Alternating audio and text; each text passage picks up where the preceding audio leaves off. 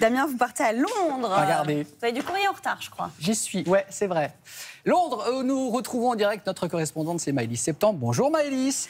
Alors ce matin, on a rendez-vous, vous avez rendez-vous avec l'histoire. Le facteur est passé, mais dites donc, un petit retard de 265 ans. C'est quoi cette histoire, Maëlys ?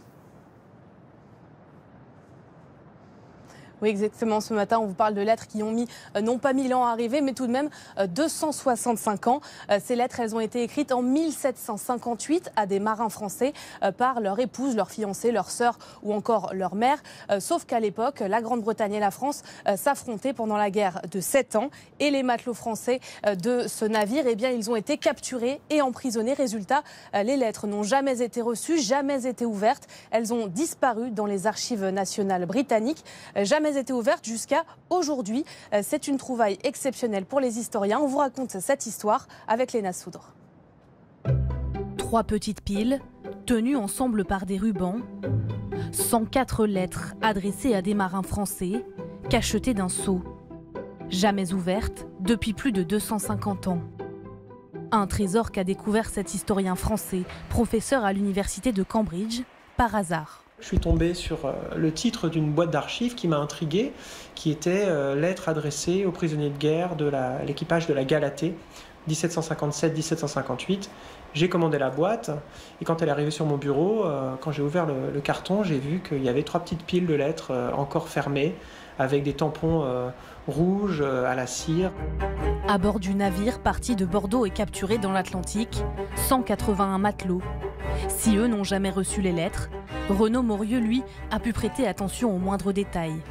Pensez, mon cher fils, que j'ai un grand chagrin de vous voir si longtemps absent et éloigné de moi. La ponctuation inexistante, mais aussi le texte écrit dans tous les sens, témoin du coût élevé du papier à l'époque.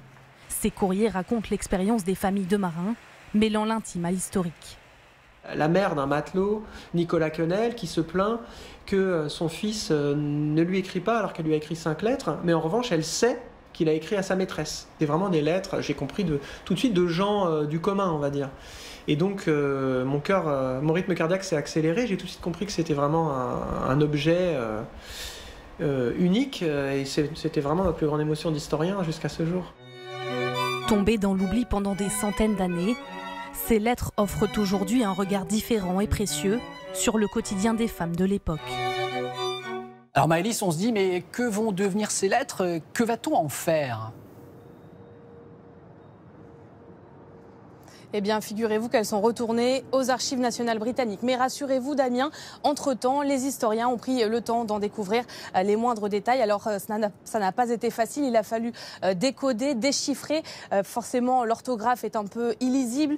Les caractères sont un peu illisibles eux aussi. Et puis, la ponctuation est inexistante, on l'a vu. Il a fallu aussi plusieurs mois pour identifier les 181 matelots de l'équipage, des simples marins aux charpentiers en passant par les officiers supérieurs. Et puis, des recherches généalogiques ont pu être effectuées sur ces hommes, mais aussi sur leurs correspondants, leurs correspondantes, pour en apprendre un peu plus sur leur vie et découvrir ces petites histoires cachées derrière la grande histoire.